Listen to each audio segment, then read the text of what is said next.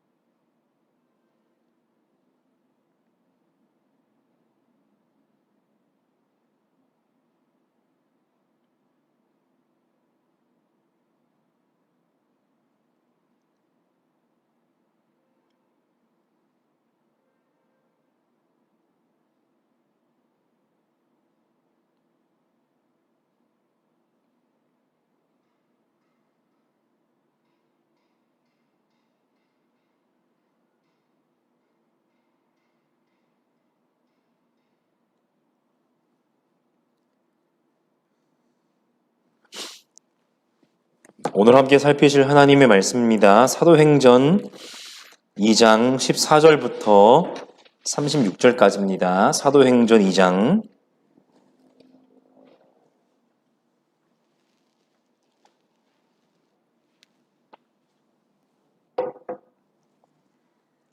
14절부터 36절까지 말씀을 제가 읽겠습니다. 사도행전 2장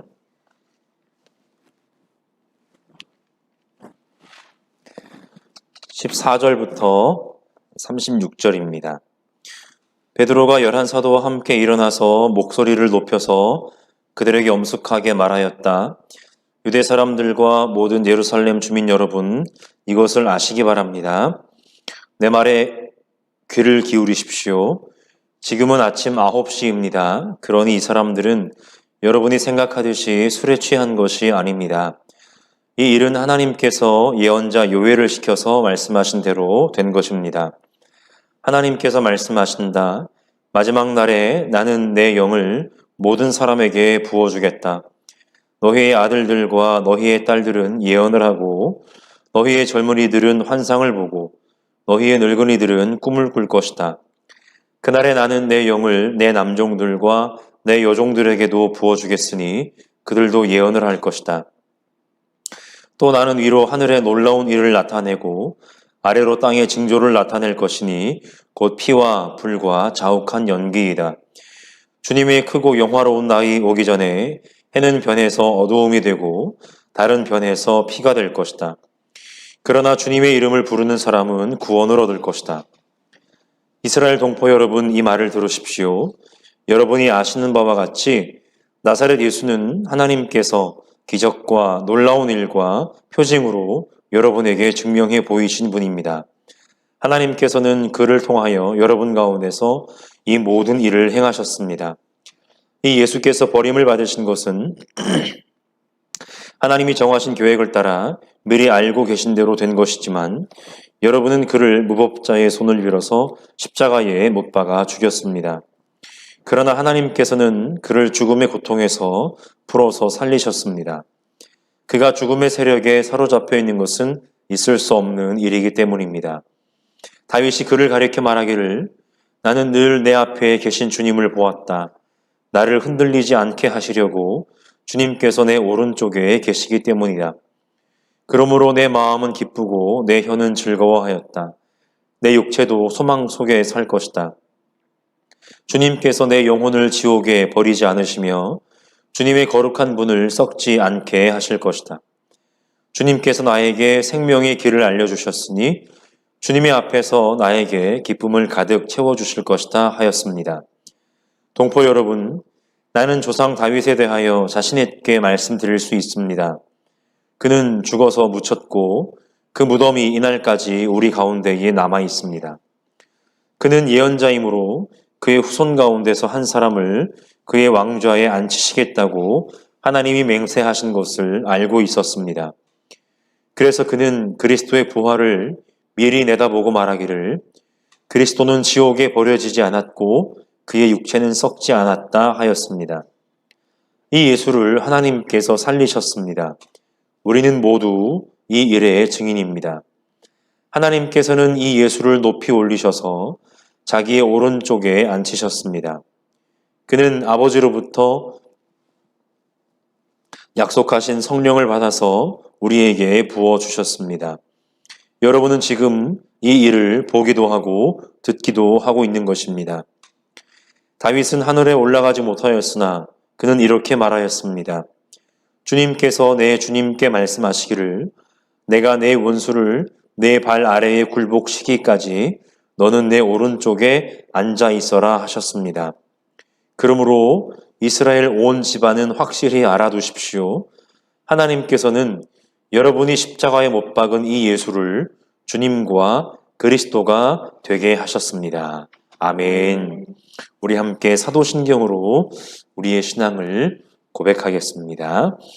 나는 전능하신 아버지 하나님, 천지의 창조주를 믿습니다. 나는 그의 유일하신 아들, 우리 주 예수 그리스도를 믿습니다. 그는 성령으로 잉태되어 동정녀 마리아에게서 나시고 본디오 빌라도에게 고난을 받아 십자가에 못 박혀 죽으시고 장사된 지 사흘 만에 죽은 자 가운데서 다시 살아나셨으며 하늘에 오르시어 전능하신 아버지 하나님 우편에 앉아 계시다가 거기로부터 살아있는 자와 죽은 자를 심판하러 오십니다. 나는 성령을 믿으며 거룩한 공교회와 성도의 교제와 죄를 용서받는 것과 몸의 부활과 영생을 믿습니다. 아멘.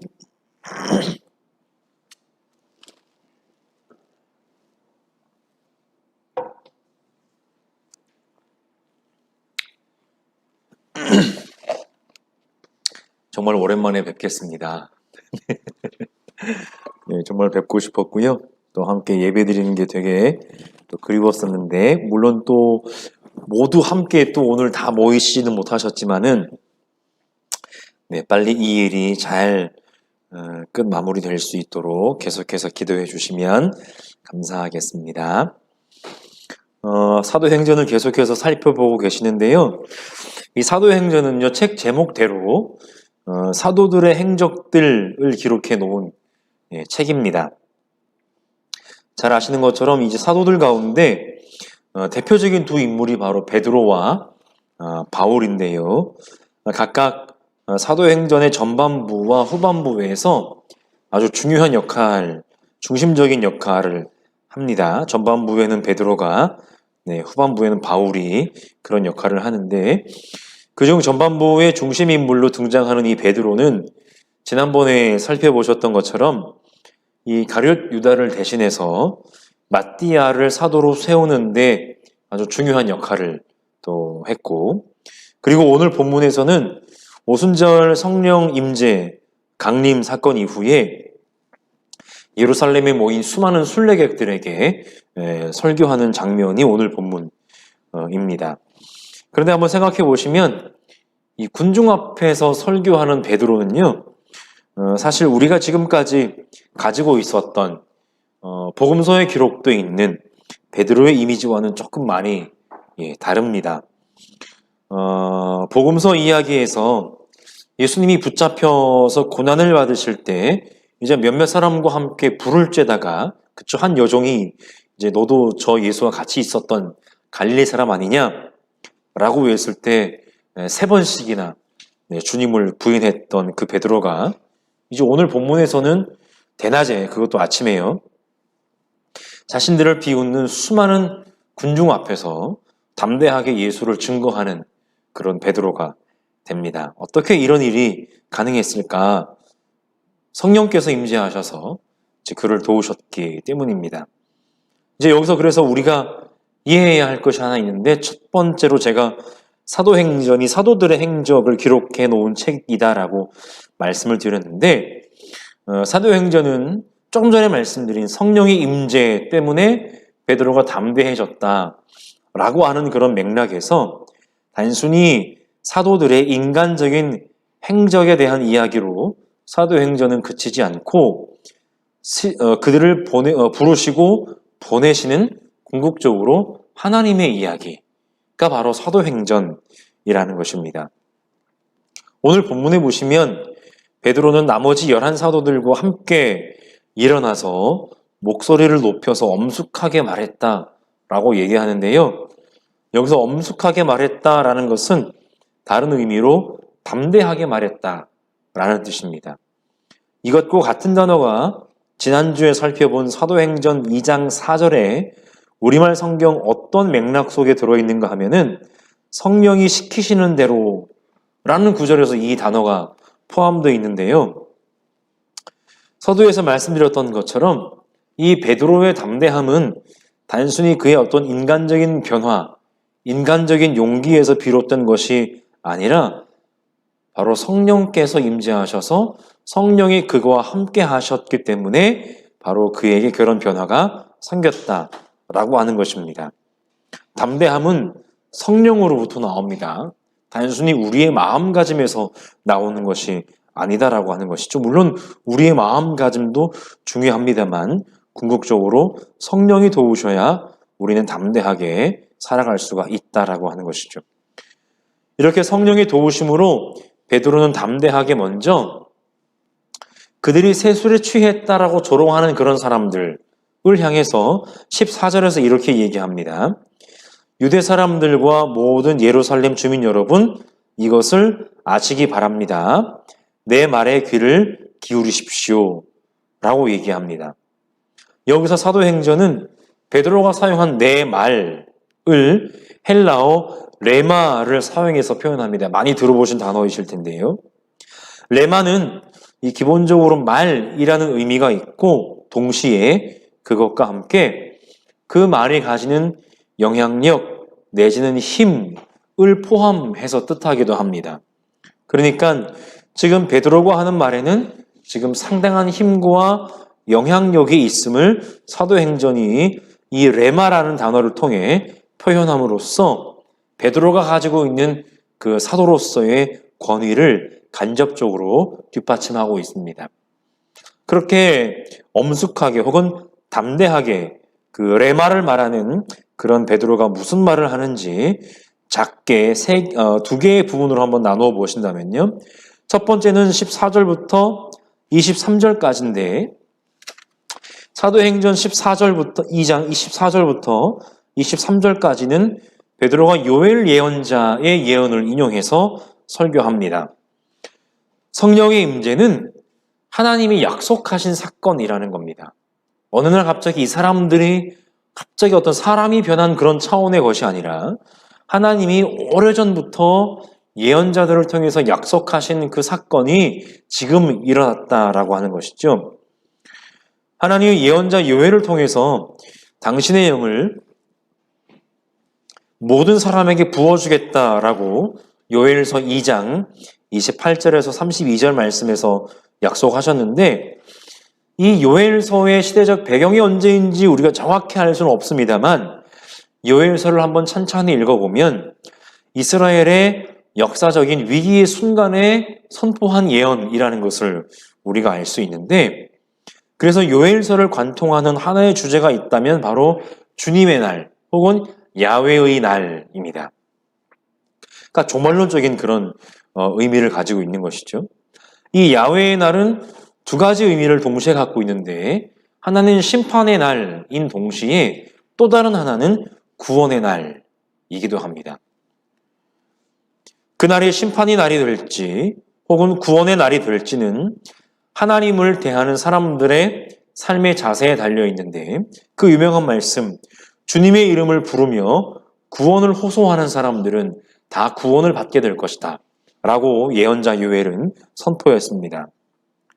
마찬가지로 오늘 베드로가 이 요엘의 예언을 인용하는 것은요, 두 가지 강조점을 가지는데요. 첫 번째, 17절에 보시면 사도행전 2장 17절이 얘기하는 것처럼 마지막 날, 즉 종말론적인 의미입니다.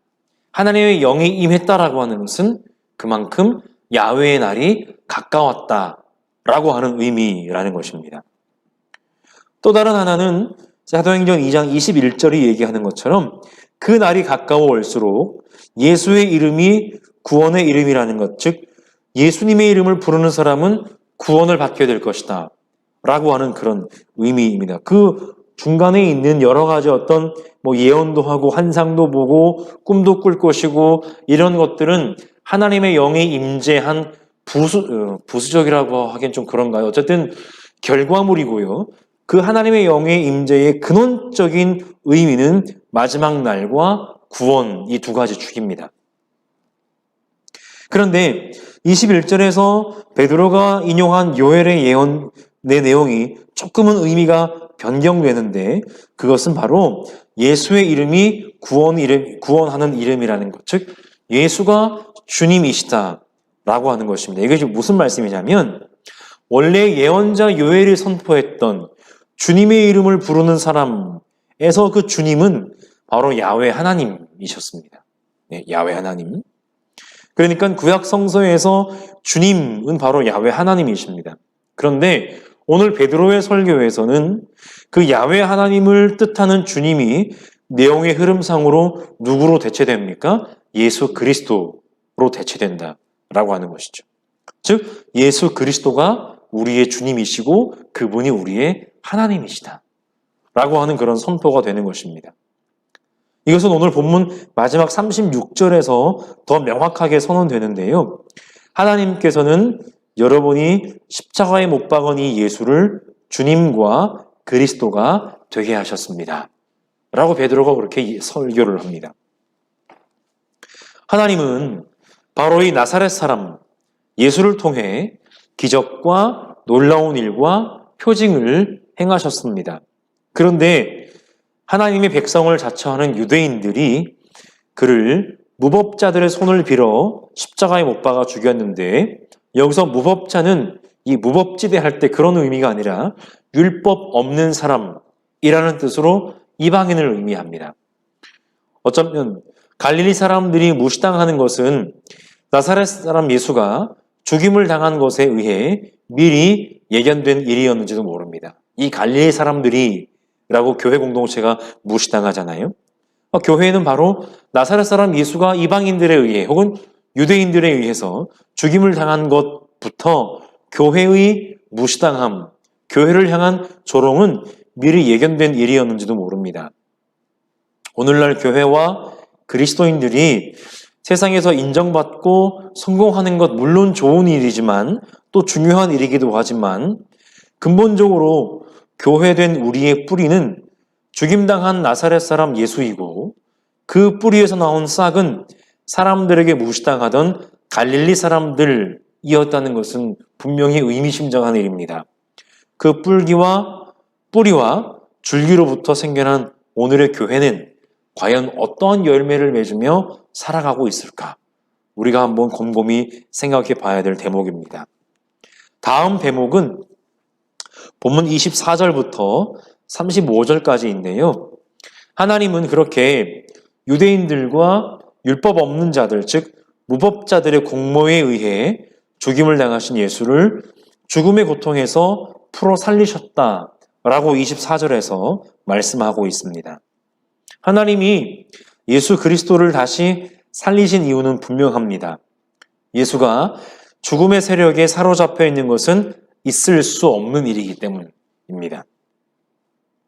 베드로는 이것 역시 하나님이 오래전부터 세워놓으신 계획이었다라고 얘기하면서 이 다윗의 시편 16편 8절에서 11절을 인용하는데, 시편 16편 10절에서 다윗은 이렇게 노래합니다. 주님께서 나를 보호하셔서 죽음의 세력이 나의 생명을 삼키지 못하게 하실 것이며 주님의 거룩한 자를 죽음의 세계에 버리지 않으실 것이기 때문입니다. 라고 노래합니다. 베드로는 이 다윗의 고백을 그리스도의 죽음과 부활을 미리 내다보고 한 고백으로 인용합니다. 즉 다윗이 고백한 주님의 거룩한 자, 그분이 바로 그리스도시라는 겁니다. 하나님은 이렇게 죽음에서 부활하신 예수를 높이 올리셔서 당신의 오른쪽에 앉히셨고, 그 예수가 아버지로부터 약속하신 성령을 받아서 지금 부어주고 계신다는 것이 베드로의 설교의 내용입니다. 앞선 요엘이 한 예언에 인용해서 당신의 영을 주시는 야훼 하나님을 향한 주님이라는 호칭이 예수 그리스도에게 새롭게 적용된 것과 일맥상통합니다.